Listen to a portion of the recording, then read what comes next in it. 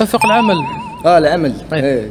بالنسبة لآفاق العمل حابين نعرفوا تلاميذ البكالوريا كي يخيروا هذا التخصص. هو تخصص يفتح لك بزاف افاق. عندك اولا تقدر تخدم وحدك، تقدر تخدم عبر الانترنت، كاين الفريلانس، كاين بزاف حوايج. تقدر تخدم بالديبلوم تاعو، تقدر تقري ليسونس، تقدر تقري متوسط، عندك ماستر تقدر تقري في الليسي. سمعتوا لي استاذ. يعطيك الصحة. تقدر ثاني تخدم به في شركات، إذا ما نديروك شركات كمبرمج تقدر تروح به للخارج. بزاف أفاق فيه أفاق. تقدر تقول فرص العمل غير مضمونة ولكن فيها آفاق. يعطيك الصحة. تعتمد على اجتهادك وعلى التوفيق من رب العالمين.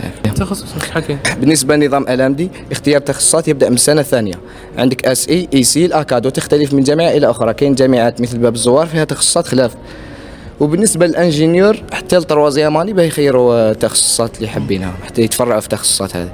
فهمتك. وفي الأخير أسكو تنصح تلاميذ البكالوريا يخيروا هذا التخصص ولا لا؟ أكيد تخصص ننصح به، لأنه يعتمد على الاجتهاد الفردي للفرد، وكل إنسان يحوس يروح لهذا التخصص ننصح به، ولكن عليه اجتهاد.